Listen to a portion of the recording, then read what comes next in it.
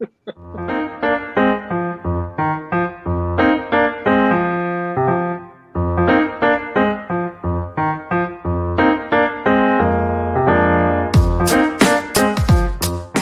I'm Eric Sabri, your Wayne County Treasurer.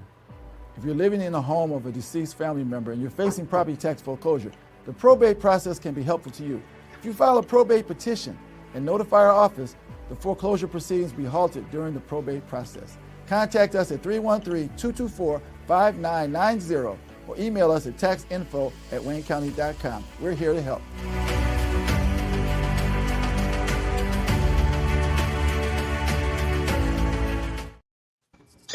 Good morning and good afternoon, depending on where you are in the world.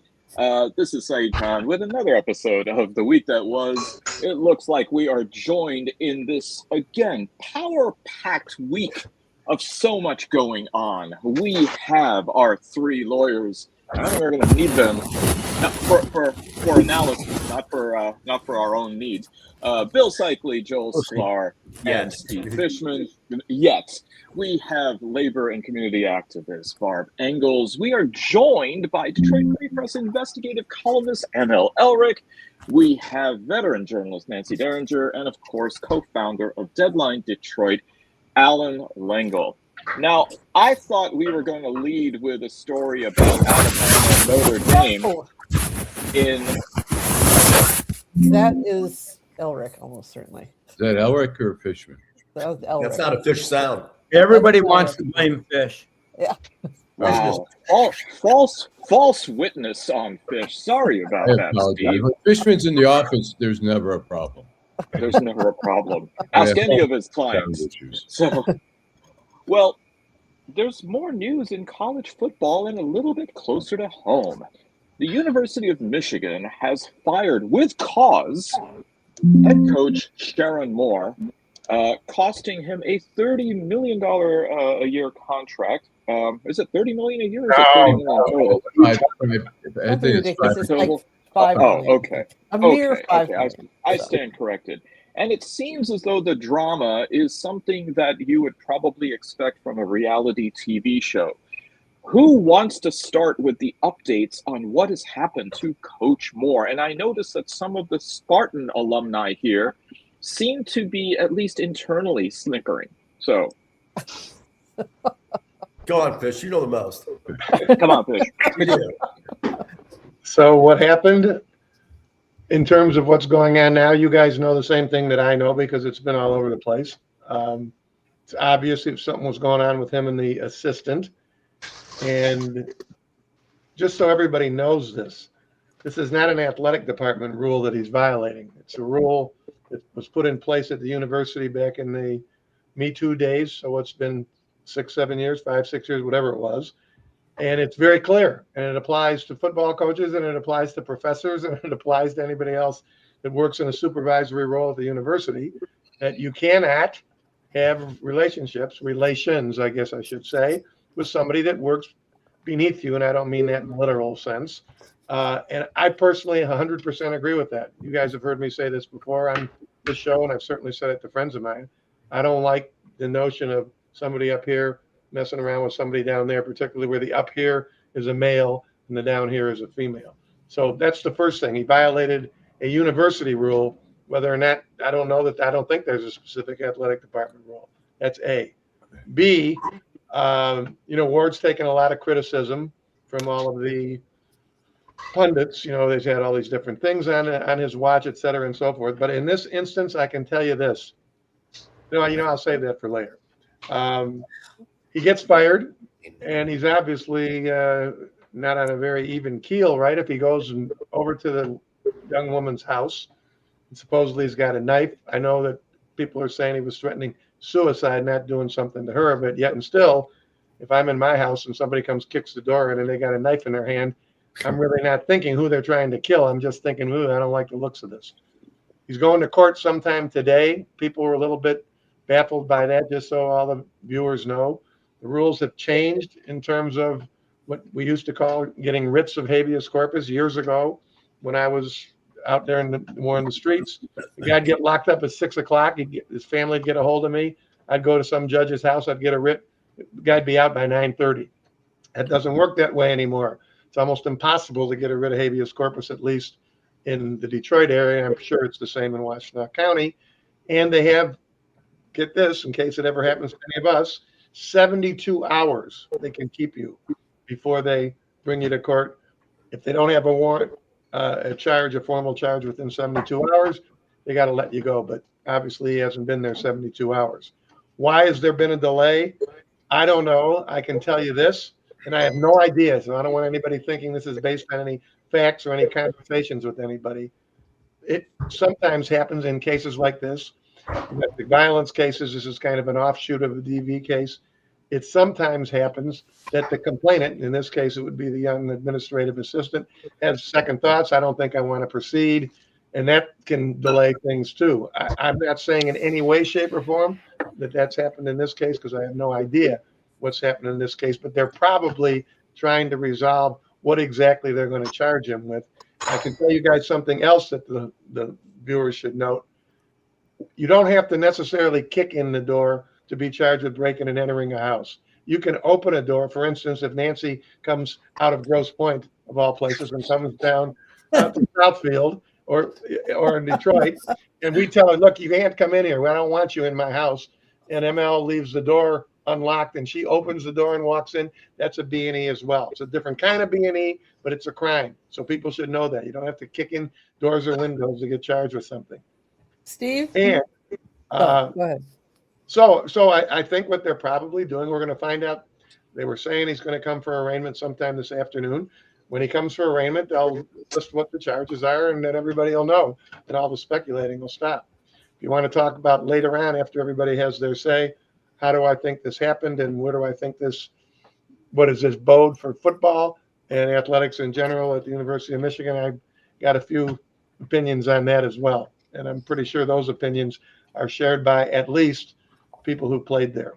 So, Steve, could just a point of clarity. When Steve mentioned Ward, he means athletic director at U of M, Ward Emanuel, and I tried to Ward Manuel. Ward Manuel, sorry, not Emmanuel. And then, by the way, Nancy, I tried driving into Grosse Pointe on Jefferson Avenue the other day with a dirty car, and I got busted for breaking and entering into your city. So there you go. Steve, could the delay in the arraignment be because of the suicide threat, that maybe he's got some kind of psych hold on him? No, No. Okay. I've never heard of that before.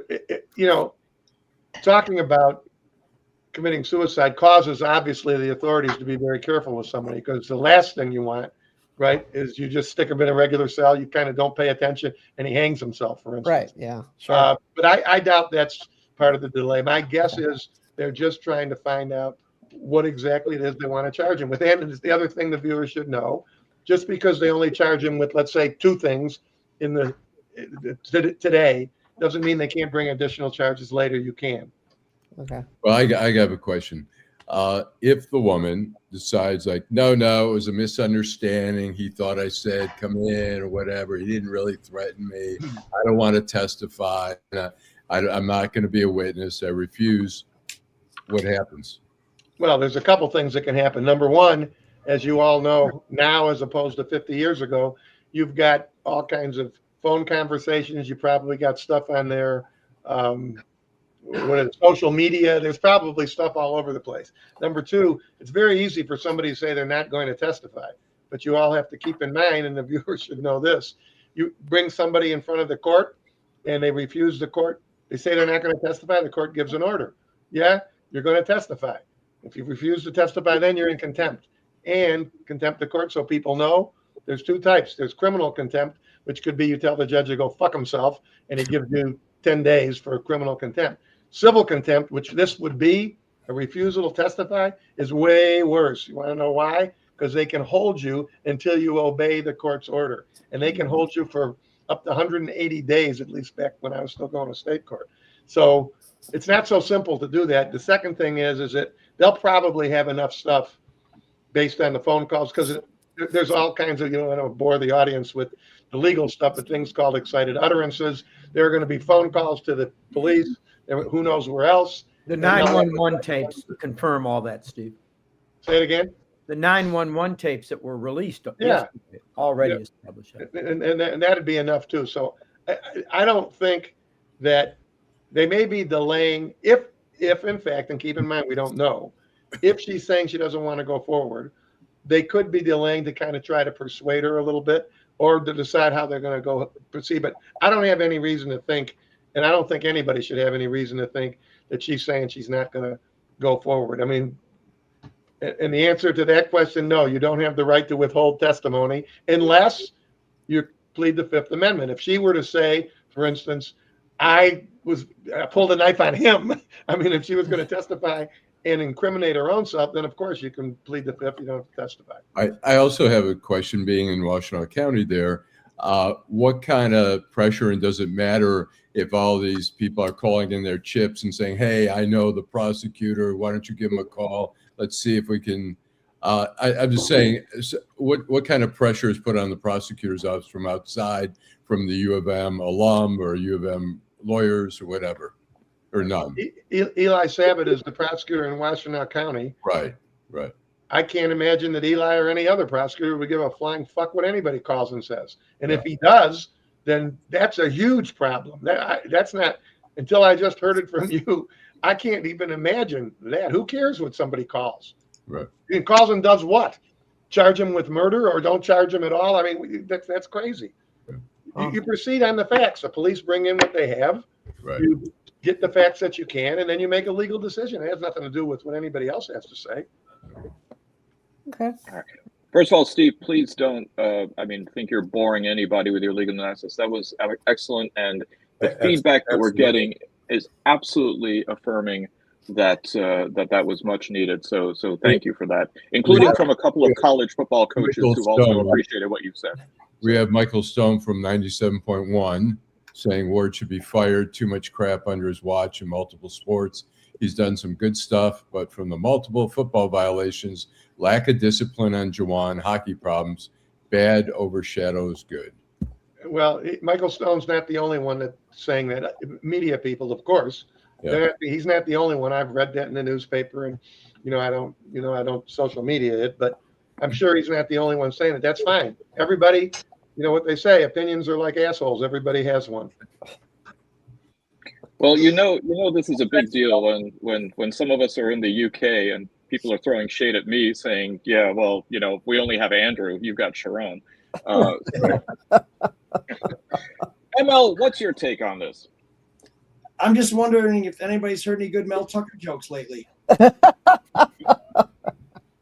No, I didn't think so. Wow. We saw people in Ann Arbor making a lot of jokes about Dr. Nasser. Then Dr. Anderson pops up. We see a lot of jokes about Mel Tucker. Now Sherrone Moore pops up. I think maybe what we should just do holding these coaches and these officials to the same standard we would hold ourselves and the people we know and love. When you act like an asshole, you should be given the door. It doesn't matter what your win-loss record is. And when we're talking about the problems that Ward Manuel has, they go all the way back to his car being used by a basketball player to get in a crash and then give a false identity. How can you hold anybody else accountable when you won't hold yourself accountable? There used to be a term the NCAA used called lack of institutional control. If that's not what's going on in Ann Arbor, I don't know what it is. We got coaches who won't cooperate in investigations. We have a university that's suspending its own coaches. I mean, when people say, oh, you're picking on Michigan, I'm like, they suspended their own coaches. To me, when you have to keep suspending your own people to avoid harsher punishments, you know more. I know you don't have to testify against yourself, but sometimes your actions do. See a Ward, beat it. I was speaking to a friend who's a sports writer who was saying he thinks in time, when this eventually blows over one way or another, that one of the Harbaugh brothers will offer him an assistant coaching job on their NFL team. So what? Yeah, that's the other thing. And I want to say this as a Spartan because I think people think that we're loaded. Michigan's a great institution. It's the finest higher learning institution in the state of Michigan and one of the best in the country. Of course, it's second best to the one in East Lansing, but it's one of the best. But here's what bothers me. This university that has an unimpeachable academic reputation keeps debasing itself because of what's going on in sports. And if I were a Wolverine who was proud of my degree, I'd be like, can we please stop doing this? Because you're embarrassing us. The leaders and the best, it's really hard to say that with a straight face these days. And I say this coming from a university where we embarrass ourselves almost as part of our constitutional obligation. These guys, you know, it's time for the Wolverines to step up and say, don't do this anymore. You're bringing us down. You know, I tell my students, and I teach journalism, that there's one thing that we all have that nobody can take away from us, but people give it away all the time, dirt cheap, and they find out it's almost impossible to get back. And that's your reputation. Well, somebody brings out and says Mark Schlissel, president of U of M, had a very similar scandal. It is not just sports, ML. Very true. Santana Ono was on his back for the athletic program, and he didn't live on campus when he was supposed to. I mean, you know, it's just, come on, guys. And every university has trustees or regents that are clowns. I mean, you know, this is. But ML, I mean, isn't this then just really the issue about the money talking? I mean, you can get a bunch of nerdy guys and alumni at U of M to go ahead and say you're besmirching the reputation, but the boosters always win out. They've always won out when it comes to dictating and putting pressure not only on the president and but also in this case probably on the regents as well. And company excluded. When you're talking about U of M alumni, those are nerdy guys. It's a one-to-one. No, I mean, I admit it. I wear glasses, but you're seeing this also in other ways. For example, right now there's another round of merger mania when it comes to media. Just a few weeks ago, you had Larry Ellison, who's the head of Oracle, getting his sonny boy David to head up this merger. Whereby they bought CBS and Paramount. Now they're involved in the next merger, which is Netflix buying Warner Brothers for $72 billion with a B. Do you remember Netflix when it was you got the little red envelope DVD in the vending machine at Walmart? I mean, it has certainly gone a long way since then. But the fact that the Trump administration seems to be now in control over whether this merger goes through, in part, as reporting seems to indicate, that Ellison has says, if you give this to us, if you go ahead and reject the merger by Netflix, but allow his own group to then make a bid and successfully, that he can, quote unquote, do something about CNN because, of course, Trump has a major problem with CNN. I mean, the money is just simply ridiculous when it comes to these corporations now putting pressure on even here, the White House. Didn't Trump just give him TikTok? I mean, you know, we hear all this stuff about tariffs and how it's going to help bring back jobs and stimulate the American economy. Well, let me tell you the one thing that's always stimulated the American economy: competition. You want to create jobs, don't let everybody consolidate. You want to keep prices low, make sure that people have to lowball the next guy. You want to keep innovation going, don't let one company do everything. Somebody's got to come up with a better this or that. Henry Ford ran the automotive thing until people decided I want more than a black Model T, and then he had to change things up. But if it was just Ford, we'd all still be driving jalopies with a black exterior and, you know, who knows, maybe a Heil Hitler bumper sticker on the back. I mean, listen, this is we can't keep letting these mergers happen. Competition is what America's based on. That's what's going to save us, not tariffs, not consolidation, not economies of scale. I mean, this is the most ridiculous thing I've ever heard. And of course, the billionaires let these things come together because they and the stockholders become what? Billionaires. Now they become multi-billionaires. Now they become the richest people in the world.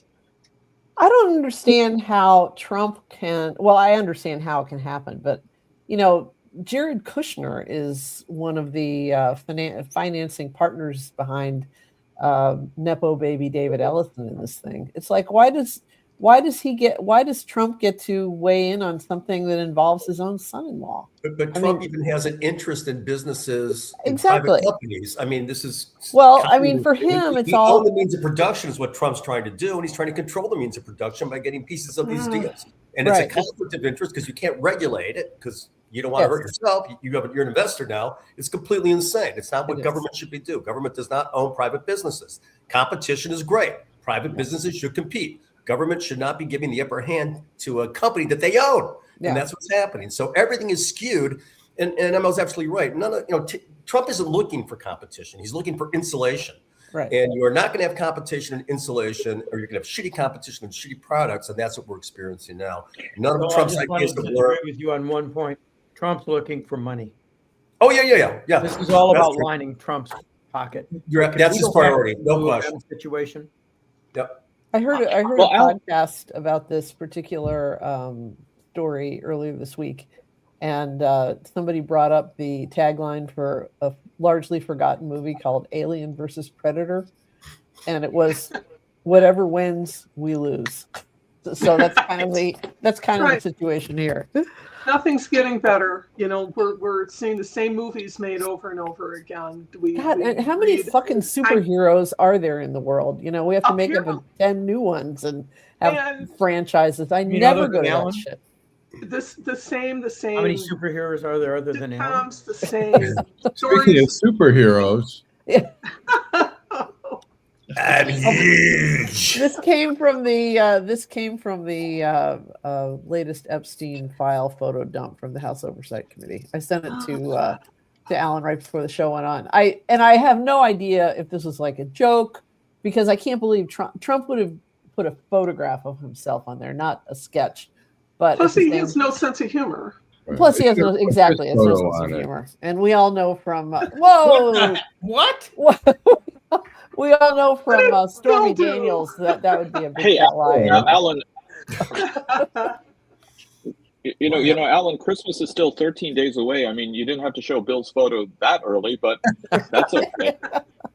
But speaking of Trump, it seems as though he's guiding us to be more abstemious when it comes to our Christmas and holiday purchases, and I think you have video about that. Yes, I do. Trump was all over the map last night. His blood sugar. So let me do. You can give up pencils. That's under the China policy. Every child can get 37 pencils. They only need one or two. They don't need that many. But you always need steel. You don't need $37 for your daughter. 2 or 3 is nice. But you don't need $37. Just think about how out of touch this is. Trump's lecturing everyone else on how they should buy less stuff. Meanwhile, he's filled the Oval Office with so much gold, it's starting to look like the Egyptian wing at the Louvre. We started watching The West Wing again the other day because it came up on Netflix. Made me cry. And now you're. We do have one other from that speech. We have one other thing. Trump was all over the map last night. His blood sugar was up. Here we go again, ladies and gentlemen. I got indicted. Donald Trump married his sister. I married my sister. Donald Trump lied. Close the freaking border. Every rally I had, I don't know how they do it. Sure, these people go to jail. Jail. Oh my God, this is terrible. What about eggs? Eggs. Somalia. It's I didn't say Bonnie and Clyde, Houdini, Pinocchio, crocodiles, birds, Christmas ham, what, right? Oh no, he looks like The Rock. Those muscles are, yeah. Oh, bing, bing, shing, bing, bum, bing, bing, bum, bum, bum. Right, every once in a while, it turns into a slot machine. He is not all there. He really isn't. Well, the one constant in that was the guy back there wearing the shirt that said Persians for Trump. So I saw that. I saw that. I'm like, is that what that really says?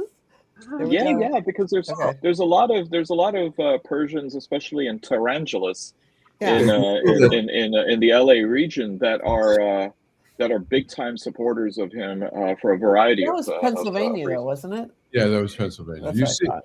But they travel. You see him holding up signs. One says bigger paychecks, cheaper prices. Lies. Insane. Well, here on the other side of the pond, Europe is in an outright panic, given Trump's severance from Europe on the issue of Russia. It seems as though he's favoring the Russian position, almost going straight down the line when it comes to the so-called peace deal that he is now imposing on the Ukraine, warning them to accept the deal by Christmas, because of course you realize that everything must be tidied up around here by Boxing Day. The fact that the head of the European Union and also NATO are telling the public here that you might have to fight a war of the same magnitude that your grandparents did is not just simply a matter of a moral panic, but it seems as though there's a legitimate anxiety now that the United States has gone over to Putin, the Sith Lord's side.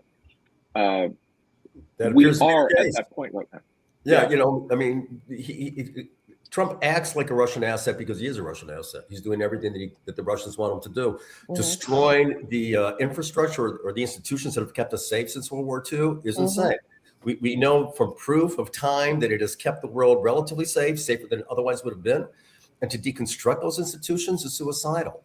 You know, this is a guy that creates chaos, that expands chaos. It's a virus. It just is contagion, and it destroys the host. And that's kind of what we have here. Trump is a cancer, and he's killing the country. And it's becoming more and more obvious as time goes by. And my hope is that someday his body is like Mussolini's, dragged through the streets, because when people find out, ultimately, I hope there's a break point where the faith in Trump ends and the anger of being fooled begins and just explodes. And I think that's a real possibility the way he's going. He's destroying his base. He's taken away from his base. When the health premiums go up 4 or 5 times, people are going to shit. When the price of food doesn't, it's just things are getting worse and worse and worse. And that's the decline we're on. And I'm hoping there comes a bottom. I don't know if that will ever happen, where there's finally that extreme response of disgust toward Trump for leading on this path. Joel, the other possibility is the canonization of him post-mortem is what happened with Franco. So I think we're at that point in American history that it could, I guess, go either way. I suppose so. Go ahead, Bill. I'm concerned exactly about what Saeed said.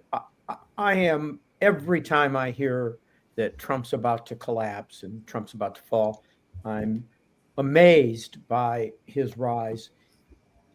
And I'm not so sure this notion that he's gone over to Putin's side.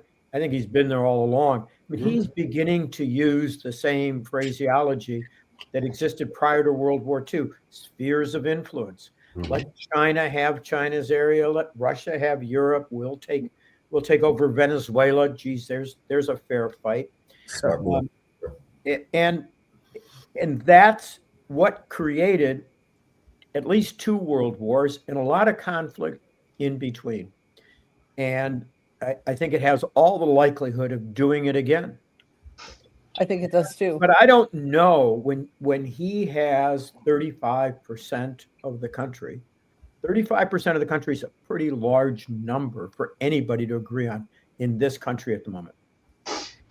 And I don't see, I mean, I keep on hearing about cracks in his base. He keeps on doing more and more absurd stuff, and he keeps getting away with it. The Supreme Court has not done what I think at least the 3 of us really expected them to do. There's Congress a measles has not done anything. There's a measles outbreak spreading now in, I believe, South Carolina. Yeah, South Carolina. And it keeps, because measles is one of the most easily transmitted diseases in the world. It's going very fast. And somebody asked a question online, when at least some people are going to die from this. I mean, yes, for the most part, people recover from measles, but not always in the same shape that they fell ill with measles. A lot of times they lose their hearing and so forth. And if another kid dies, like happened in Texas last year, is the reaction going to be, I have been lied to, and I could have prevented this with a simple, safe vaccination? to my child, or will it be it's God's will, and we shouldn't question God. And I will give you. And Nancy, the answer is as obvious as what happens every time we have a shooting. Right. It's going to be. It was God's will. Thoughts and prayers will pour out. Right. Exactly. And so we're going to have. So you say when you say, I think maybe the people will rise up when they realize how much they've been lied to. I don't think they will. I mean, I don't want to be a pessimist. It's my dream. It's my hope. It's your hope, but be an optimist. I'll be the pessimist. I'll take the under on this bet. So. Hey, Alan, let's go to a quick commercial, why don't we? Hi, I'm Eric Sabri, your Wayne County Treasurer. If you're living in a home of a deceased family member and you're facing property tax foreclosure, the probate process can be helpful to you. If you file a probate petition and notify our office, the foreclosure proceedings will be halted during the probate process. Contact us at 313-224-5990 or email us at taxinfo@waynecounty.com. We're here to help.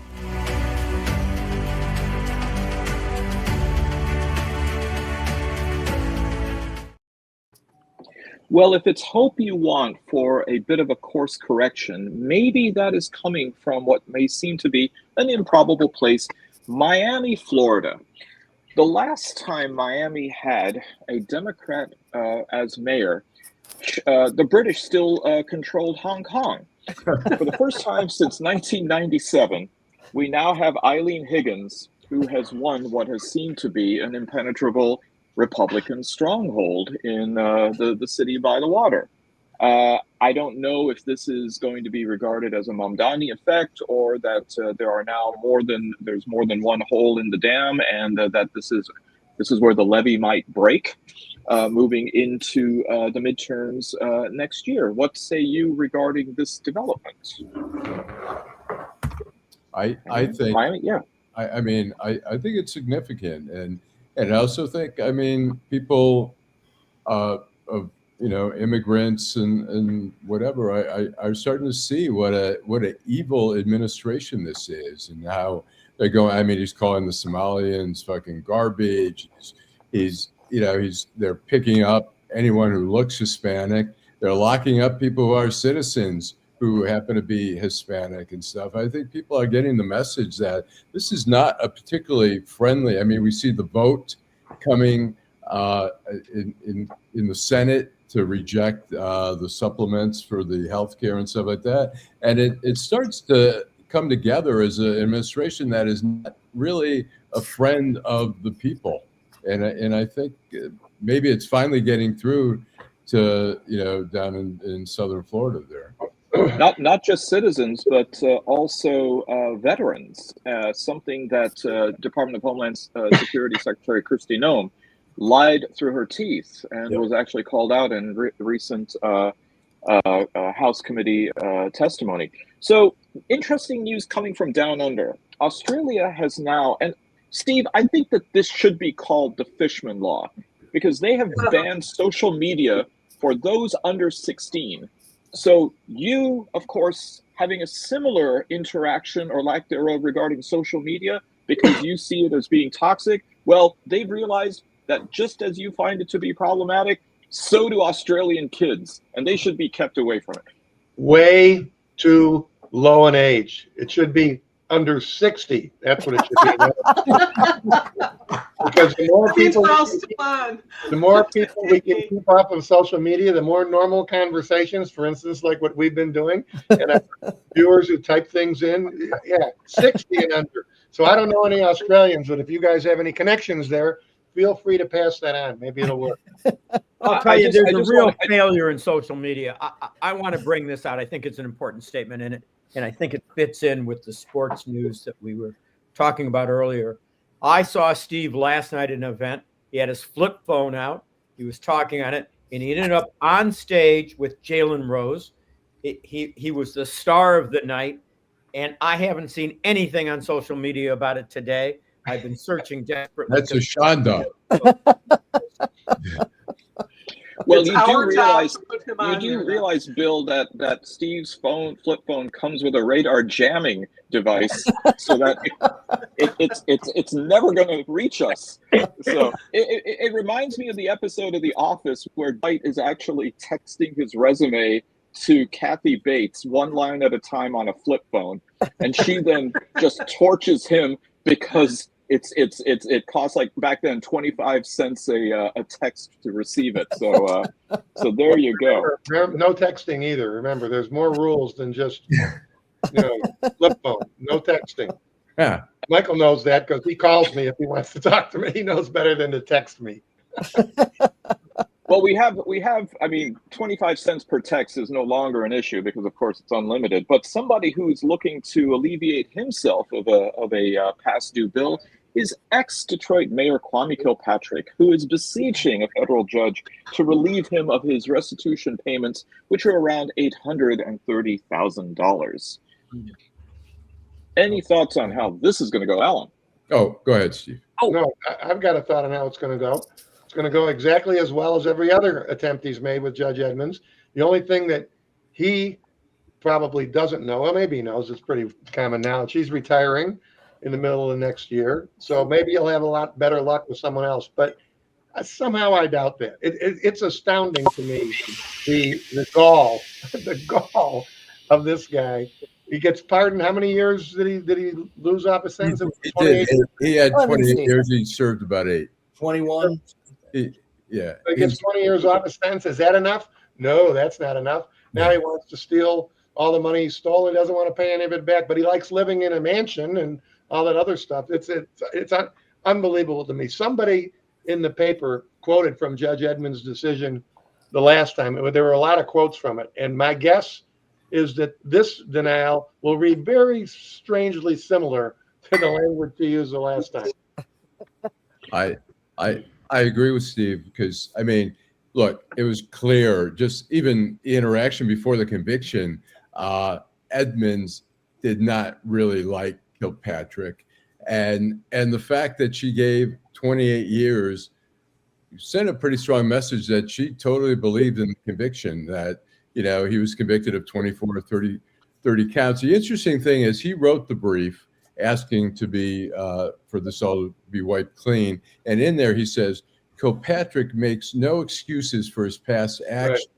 But in 2022, he said about the federal charges, all of this mail fraud, wire fraud, conspiracy, absolutely not. That's but right. We know, and the lawyers particularly know, if you don't admit guilt and you're asking for a break, I mean, it would not play well at all. I mean, it's probably not going to play well with Edmonds anyways, but if he were to try to say, well, I didn't really do this, and she'd be like, fuck you, there's no way.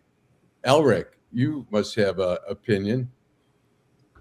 Here's why he's not entitled to a break. You can find us at Next Chapter Books in East English Village and the Post on Kercheval in Detroit. You said it perfectly, Alan. You can't be forgiven if you don't admit that you've done something wrong. Exactly. He alternates from saying, I don't know anything, to saying, can we get rid of the restitution? It's like, well, I thought you didn't owe anything. It's like he just keeps alternating arguments. None of them work. And I had heard, and I don't know how reliable this is, that Nancy Edmonds had been having maybe second thoughts at 28 years was too harsh a sentence. Now, again, I don't know if that's true. The only reason I mentioned that is because if she ever had a flicker of that, I got a feeling she's feeling pretty good today that 28 was right on the nose. I mean, if ever there was a guy who was unrepentant, and I've often said I thought 28 years was appropriate. It was within the guidelines. It was lower than the prosecutor's request.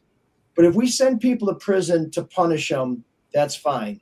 If we send them for rehabilitation, he should have received a life sentence because he will never, ever change. No. Mike and I disagree a little bit on that. I thought 28 years was excessive. I know 27 and a half. We can meet in the middle. All right. But I know there were meetings over at the courthouse before the sentencing, and sometimes on bigger cases like this, the federal judges all get together and they talk about it. And there were some judges who were against that severe of a sentencing. But I think 28 years, what's the difference? I mean, you serve 12 or 15 years, you get 28 years. I think at some point it's excessive. Wait, we got to clarify something. Yeah. The judges don't quote, all the judges don't quote get together. What they have in federal court, and they use it more often in a high profile case or a difficult case, they have sentencing panels. It's generally 3 judges, which includes the sentencing judge, and they kick the thing around and everybody gives their opinion. So just so everybody knows, it's not like they all sit around together and say, hey, what do you think? What do you think? What do you think? It's not like that. I'd like to connect some of the themes for all the stories we've covered today. Okay. I am amazed that we're even talking about this. If it wasn't Kwame Kilpatrick, if it wasn't a person, a high profile person in a position of power with money and influence, nobody would have gotten a reduced sentence. There are people who've done far less egregious things than Kwame, who are still sitting in Jackson and have no hope of getting out because they don't know Trump and they don't know people with that kind of influence. The thing that bothers me so much about what happened at the University of Michigan is it's being covered as a fucking sports story when it should be a sexual harassment story and nothing else. This is all about power, people with power abusing it. And it's the great problem of our society at the moment. Yeah.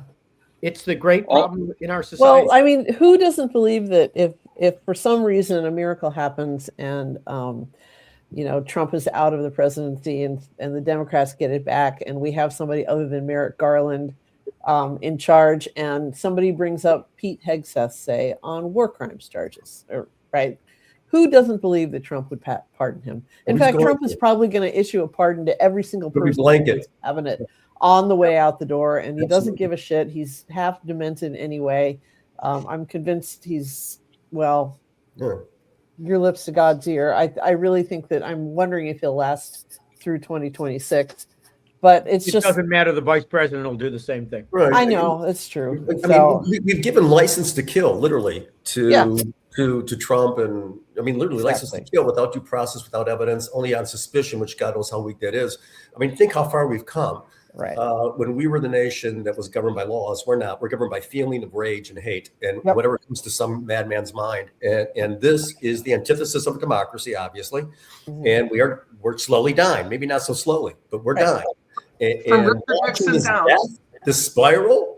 We all have anguish. We speak out, we vote, we do what we try to do, but this is a madman who the courts, nobody's, there are no guardrails. Congress isn't gonna do anything, the courts will do nothing. You give a madman power, he does what a madman does. He kills, he destroys for his own elevation because he's a weak, sad, sick man. He has no confidence, truly. He's insecure as hell, and all of this is a manifestation of that. And I think that's the human condition we're seeing in Trump. His emptiness is profound, and he fills it up with shit. And that's but it's let's be clear. My point is this: it's not limited to Trump. No. What goes on in this society? It's our way of being. Taken over our society. It's our way of being right now. The greatest manifestation of it. Right. Correct. Well, look at the law. I mean, what they're proposing now: 5 years of your social media to be reported if you're trying to get to the United States, and maybe even a sample of your DNA.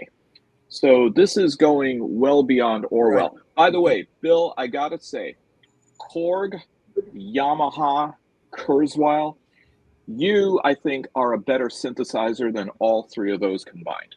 That was really great in how you brought all of the topics together. Do Afrikaners have to give the same materials? If you're coming from South Africa and you're white, are you gonna have to give these 5 years of media? Absolutely not. Everybody except absolutely not. In Sweden. If you're white, you're right. You're coming in. That's what this is what's going to happen. How do you produce the last 5 years of your social media? I mean, and who's in charge of reading all that stupid bullshit? So congratulations to my daughter graduating from high school. All I know is that Steve would be like this. They'll be looking at mine saying, why so many pictures of pizza? But this whole idea about accountability and people doing the honorable thing. Allan, you of course being almost an honorary doyen of Hamtramck, the city clerk, or the suspended city clerk Rana Faraj, is suing now the city officials, claiming retaliation for her reporting election misconduct. She had alerted the officials that there were 37 absentee ballots that were found 2 days after the November the 4th elections, and she was then summarily suspended as a result of it. Anything more on this? She is. I think she's suing them for her. I think she's still on paid leave, but I mean, it's just part of the craziness of Hamtramck. Hamtramck sort of got. I mean, they've had previous administrations that have been sort of scandalous or whatever, but this administration is just getting so crazy. I mean, yeah, they found what had happened is the night of the election, later at night, somebody contacted her in the city and said, "There's the absentee ballots don't match the count with the number deposited," and so then I think it was the next day she found them in her office. They went before the Wayne County Board of Canvassers, who voted, I think, 2-2 whether to count them or not. So they're not being counted at the moment. I think the mayor, the other candidate who lost by just a few votes, is appealing that. It's just the city's it's a mess, and now the mayor is leaving. You know, the current mayor Galib, and it doesn't look like. I'll be surprised if he gets the confirmation as the ambassador to Kuwait. I will be too. I don't think he's. I think he's going down. Yeah, I mean, the thing is, both sides, Republicans and Democrats, have opposed it, and Trump hasn't said a word. Yeah. Which to me says, "All right, I did my thing. You're gone. I'm not gonna." This is why. Well, now that Alina Hava is no longer the U.S. Attorney for New Jersey, I think maybe she could go to Kuwait. Yeah. Do you remember in 2020 all of the stories about? Excuse me, I feel free to use Yiddish in this show because I feel like I have the blessings of all of you. But anyway, you're among friends. Okay, even though I live in Grosse Pointe, the stories over the like how many unbalanced precincts. Remember in Detroit, and how they had, there were like so many ballots issued, but only so many came back, and blah blah blah. The Janice Winfrey, from what I understand, hired a former state elections director to be a consultant. And I think his name it was Chris Thomas, but he came in and he instituted some very simple, common sense procedures for how absentee ballots would be handled. And I think within at least one or maybe two elections, they had a error rate of 0.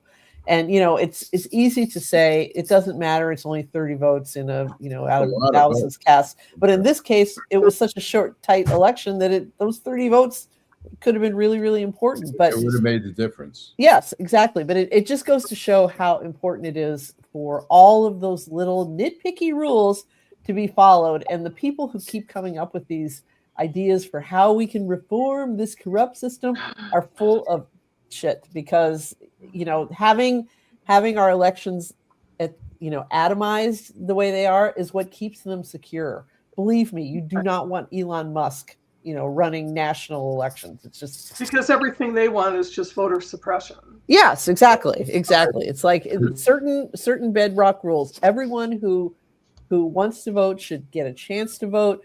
Yes, you should probably err on the side of if the signature is a little weird, go ahead and approve it. I mean, this is important stuff, and so rant over. So speaking of the great Afrikaner there, Nancy, it seems as though Tesla is tanking as far as customer satisfaction and sales, and he's also expressing a little bit of regret that Doge didn't really work. Well, let's pay him $1 trillion, and bullshit Doge didn't work. It did incredible damage. I mean, Correct. It worked at that. It did. There are probably hundreds of thousands of children who are going to starve to death because U.S. aid has gone away. Yep. In that sense, it worked just fine. And these guys, they come in and they think they know government. Oh, we're just going to go in and hack, chainsaw whole departments and bring, waste and fraud is going to be eliminated. Of course it won't. You can't, how arrogant do you have to be, running your car company that's, fallen apart and they want to pay you $1 trillion for it, to think you can come into something as complex as the United States federal government and somehow work it out with, big balls and whoever, the little boy. I'm sure he downloaded probably trillions of dollars worth of information when he was in those computer systems. And, that is a ticking bomb that hasn't gone off yet. I want to say there are two people who could make a difference in this whole thing. Alan, Alan, the Santa That's cycle. the best Santa. Santa cycle. Like Santa outfit. Alan, That's cool. I hate to tell you this, but you're like one pope behind. I mean, I don't think he can really help us right now. So, Well, just on the left. Hope that JD Vance killed, right? You look so sharp there. He was handing Right. off the You were power. born to thank wear you. a suit. well, thank you. Maybe Sean Duffy has a point. If we just dressed a little better, everything would be fine at the airport. When I was flying over here, there was a guy who was wearing a suit. He never took his jacket off. He never took his tie off, and he looked miserable. But he was very old school, and Yeah. he landed, and it did nothing about his 5 o'clock shadow. So he was going to have to do something to The first crimp time I himself flew, up. my mother made us dress like we were going to church. I was about 10 years old. That was just, and to this day, I don't like to get on. I mean, I know what Sean Duffy's talking about when you see people at the airport that look like they literally just rolled out of bed. And I understand, delays and Spirit and, it's a miserable experience flying, but they make a lot of elastic waist pants that don't look like pajamas. Okay. Just You don't have to look like that. You Save don't have to for look going like it. back. Right. But there's probably studies that have been done that a good number of the people who dress like that tend to vote for red state politics. So it seemed as though he was undermining his own base. But what do I know? Well, while I'm sitting here waiting with bated breath Tuesday for the third test match between Australia and England to start in Adelaide, there's other news, of course, in the United States. Notwithstanding the fact that the president has said that we may need to change the name of this sport, but in the college football playoffs, Alabama is in and Notre Dame is out. So, thoughts about this development? And apparently, ML, isn't it true that Notre Dame cried so much that they've got now some kind of agreement from the ACC that if this happens again, they're going to make the playoffs? I don't really follow Notre Dame's travails. I usually see the rules being bent in their favor. So if it's gone the other way, that's a beautiful thing. But before this ridiculous consolidation of college conferences, Notre Dame should have joined the Big Ten. That was a logical place for them to be. They would have been against the leaders and best in some other teams. They didn't want to do it. So now they kind of are a part of the ACC for some sports. They're part of the Big Ten for hockey. They're kind of independent. It's like, you know what? There's a thing about dancing with the one you brung. Instead, they're trying to knock up every bridesmaid. Well, guess what happens? Sometimes.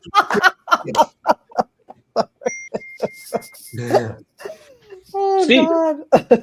I think Michael's point is really, really well taken. Who are we kidding when you look at these so-called conferences? I mean, the gymnastics team from Michigan flies out to Oregon and Washington. I mean, it's insane. The whole thing is crazy. It's all about money, as we all know, and everything's about money these days. And Notre Dame, I think, Michael, when they wouldn't join a conference, if you remember, I think, didn't they have an exclusive contract? Was it NBC or whatever? NBC. And they don't have to share it with anybody, and they keep all the money, et cetera, even though I know it's a religious institution over there at Notre Dame, but they managed to take a few dollars out of it too. But really, are we really supposed to pay attention to the conferences when Michigan's playing Oregon and Washington and basketball? I mean, it's insane. The whole thing's crazy. Steve, I saw UCLA play Michigan State on a Tuesday afternoon in soccer. Right.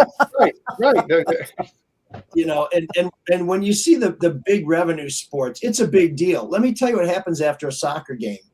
The players walk back to their dorms. Right? It's a burden on the university. It's not fair to the players. It makes a mockery of student athletes, and it's purely a money grab. They don't even do it in a logical way where there's a West Division and there's an East Division. Right. But the thing with Notre Dame is, you know, you find out when you sort of dawdle with everybody, nobody stands up for you. And the other thing is, so now they're not going to play. Well, I'm a big believer that Steve, outstanding athlete, he'll tell you that himself, but it's true. I am purely a rec leaguer at best. I've always believed that we need to teach people about life through sports, not that sports is life. Notre Dame, one of the premier academic institutions, one of the top athletic institutions, and what have they just taught not only their athletes, but everybody who follows Notre Dame? When you don't get your way, you go home or you stay home. Take your ball and go home. Be a quitter. You know, I want to know what Rudy has to say about that. Actually, Alan, I think we showed a picture of Rudy earlier. Oh, he was thinking about that. Searching, always searching. Where am I going to find that thing? Where could it possibly be? Rudy. I know a few domers. ML, I mean, in fairness, I don't think all the MSU soccer players walk back to their dorms after the match. I remember one center back actually starting his shift at the Peanut Barrel about an hour later. So might have gone to Crunchies. It was pretty cold. Crunchies is, yeah, that's true. Hey, Alan, let's go to the last segment. Downtown Detroit, Robert Wells, Schmuck of the Week. All right. When you said Peanut Barrel, I did a stand-up comedy routine there one night. You're type 5? All right. I killed it. It was your last stand-up night, by the way. It became a full-time restaurant after that. Wow, you know, and I thought we were going to have to wait for the memoirs to hear that story. Thank you, Alan.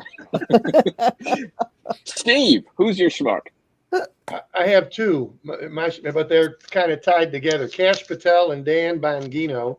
I don't know if you guys saw in the newspaper today. Of all people, they were meeting with Zelensky's lead negotiator, Kash Patel and Dan Bongino. I mean, can you imagine sending two more incompetent people to meet with your local garbage collector, for God's sake, let alone to meet with his lead negotiator? And the kind of what you guys have been saying throughout the show, the administration made it sound like, what is anybody asking for? Of course, why would they not? You know, sure. So for me, and there was good competition this week, I have to say, but I'm giving it to those two. And I can't imagine, I wish there was a transcript in English, of course, of this meeting. I'd like to hear the discussion, particularly Bongino's version of it. Yeah. He's the same guy who said the FBI was in on not solving the January 6th bomber case. And now he says, nope, no, I just said that back then because I was paid to say that. I'm like, right, exactly. Well, speaking of English, Steve, I mean, apparently Melania Trump is getting it because she was reading to some kids Christmas stories, and she couldn't even say the word Christmas properly. And if you looked at the kids in the photo op, they had the same look on their face as that one little boy that Saddam Hussein was patting on the head back in the early 80s. Joel. I got two. I got I think it's Kim Davis, from Kentucky, from Rowan County, Kentucky. The one who wouldn't same-sex marriages. She lost her cert to the Supreme Court, and she was hit with fines. So she's got to pay a whole bunch of legal fees. Put him in there. For her. The second one is obviously Sherrone Moore, but I want to just humanize him for a second. You got to realize this is a human being. He's got the same frailties that all of us have, the same weaknesses. He has a wife and 3 children. The real impact on this, I mean, if you take away from the Schadenfreude or whatever it is of the story, it's tragic. You know, he's got 3 little girls. He's got a wife. He had a life. He had a really good life. And now he has become a national, I don't want to say a joke, but an embarrassment.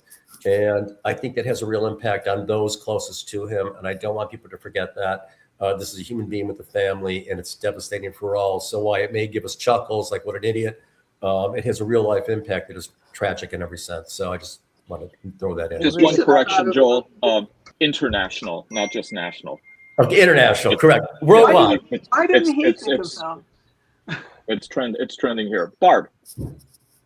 I have the trend today is two. So I have two, and big shock. They're both Michigan Republicans.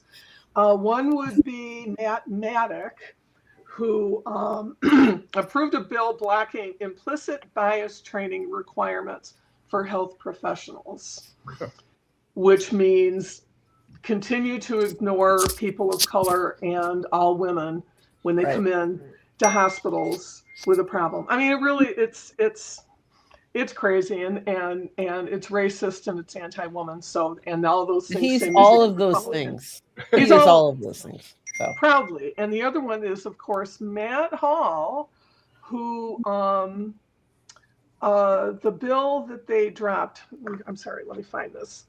They canceled nearly $645 million in ongoing state spending without any hearings or negotiations. Maternal grants, Holocaust education, traffic safety pilots, economic development tied to federal matches. And they're like, beep. You know, so who knows where this is going to go. But they, as I say, these guys never let me down. If there's something good that can be done with government, they are going to take a big, giant shit all over it. So, All right. ML. You know who else never let you down? The media who broke that story. One of my former students did. That's right. Distill Social and Michigan Advance. Thanks. I like to shout them out. I think it was Gongwer actually, but it's okay. We don't need to argue about that. You know, here's I'm gonna take a big old group of schmucks. Anybody who's spending today and the coming days talking about how this may be the best thing that could have happened to Michigan football because Sherrone Moore wasn't a good coach and we can get somebody better. We've missed the whole point. People. Getting somebody better doesn't just mean someone who's likely to be more successful. It's someone who can represent us properly, who can raise our athletes to high standards, who can set an example for all of us to follow, and who can be someone for us to look up to, and who will probably be worth the 10 or 15 million they get. So if you think this story is about success on the gridiron, you missed the whole thing. And guess what? We're going to do it all again real soon. Yeah. Huh. Yep. All right. The real Bill. shame about that, ML, is that there are plenty of people out there who thought, well, he could have gotten away with this if he would have had a better record. There are people who. My husband asked me that this morning. No way. No, I didn't think. I told him I didn't think so. I do, and I've represented a lot of people in these situations. Yeah. The more powerful you are, the more likely. Well, to Bill's point, Bobby Petrino keeps getting jobs, and if you know who he is, he also dipped his pen in the company ink and got caught and was using university resource, and he keeps getting hiring as a head coach because he wins. The winner. Rick Pitino. Bobby Knight. Bobby Knight finally got fired for exactly this stuff. I know because my investigator was the person who did the investigation, and he'd been getting away with it for years and years and years. Why? Because he had such a winning record. Mm-hmm.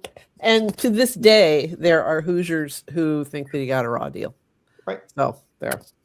Joe Paterno, Jerry Sandusky. You can just go down the line. Nope, Bill. nobody thinks Jerry Sandusky and Joe Paterno got a raw deal. Come on.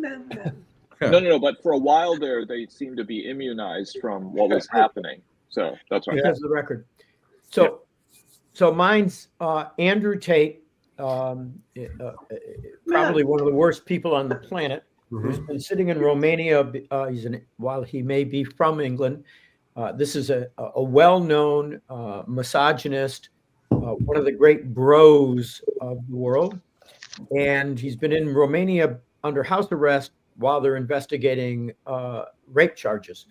He became friendly with Tucker Carlson and Barron Trump.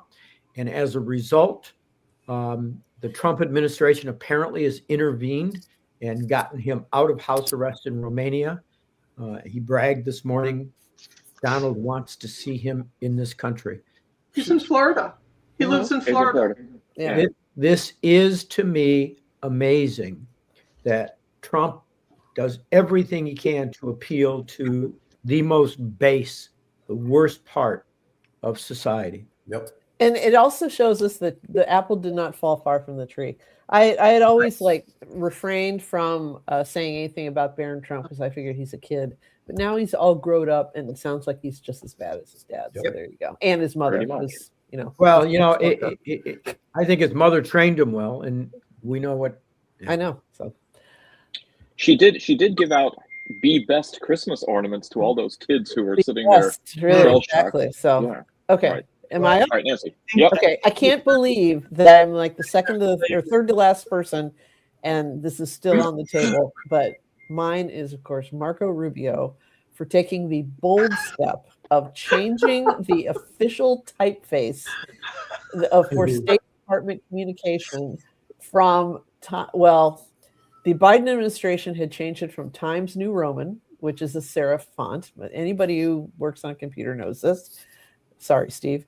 And to Calibri, which is a sans serif font, and is allegedly easier to read for people who have vision difficulties. Well, we can't have that woke shit in our state. So they have switched from Calibri back to Times New Roman, and the world is a safer place today. And but isn't it ironic for an administration that hates the New York Times to have Times New Roman back? Times New Roman, I don't know. I used to be strictly a serif woman, and lately I write everything in Arial, which is just like Calibri. And I didn't think I was doing it for woke reasons, but there you go. So Steve just nodded out on that one. What? Yeah. It's the only excuse for Comic Sans. Is that, kids with vision problems can read Comic Sans really easily too. Okay. I've got two. Pam Bondi's Justice Department for trying a second time to indict Letitia James and failing again. Just amazing. If Steve can, that's got to be a rarity that you go twice before a grand jury with the same thing. And the other one is John Fetterman for reaching out to the Israeli president, urging him to pardon Netanyahu, which is just total bullshit. Yep. Okay, so I've got two. I'm going to keep going with the trend here. One of them actually is Israeli President Isaac Herzog for saying that Mayor-elect of New York City, Zoran Mamdani, is both, quote, anti-Jewish and anti-American. This despite the fact that Mamdani received quite a reception among the Satmar Kuf Aleph Kislev group in New York City, thousands of ultra-Orthodox Jews, and he has plenty of them in his transition team and plenty who voted for him. Calling him anti-Jewish is strong enough, but for an Israeli president, a foreign president, to call an American anti-American, thanks, but we can handle that ourselves. But the other real schmuck has to be Calvin Curtis Johnson, who in Florida was arrested for car theft after going 130 miles per hour, ending up in a crash. He walked away from it, but he claims that he was teleported into the stolen BMW. So it's not there. Yes. So I don't know which of your favorite Star Trek movies you wanna go ahead and think about. I, of course, am partial to the Wrath of Khan, but Florida never ever disappoints when it comes to the sheer amount of schmucks that come out of there. Well, thank you for another terrific episode of The Week That Was. Thank you to all of our wonderful audience that tunes in and also makes comments. Thank you, Bill Seikaly. Thank you, Joel Sklar. Thank you, Steve Fishman. Thank you, Emma Elrick. Thank you, Barb Ingalls. Thank you, Nancy Derringer. And thank you, and always with the last word, Allan Lengel. Drive home safely and go Lions. Go Lions and happy Hanukkah. I know that starts happy this Hanukkah. weekend, so don't burn that's your right. fingers. Hanukkah starts Sunday. Sunday night. There you go. Enjoy your guilt. So.